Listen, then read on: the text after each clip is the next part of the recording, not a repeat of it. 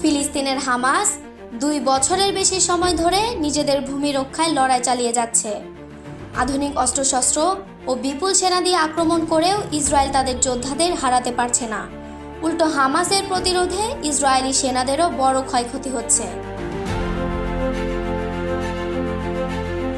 Israel Gaza সিটিকে আরও চাপে ফেলার জন্য ধ্বংসের হুমকি দিয়েছে। ইতিমধ্যেই শহর ধ্বংসস্তূপে পরিণত, তবে লাখ লাখ মানুষ সেখানে খাদ্য ও পানি সংকটে জীবনযাপন করছে। পুরো শহর ধ্বংস হলে মানবিক সংকট আরও গভীর হবে।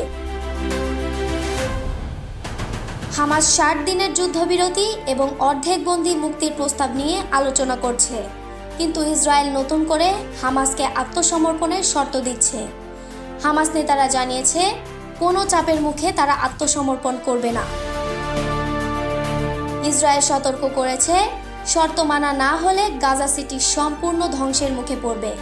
সামাজিক মাধ্যমে বলা হয়েছে, গাজায় নরকের দরজা শীঘ্রই খুলে যাবে।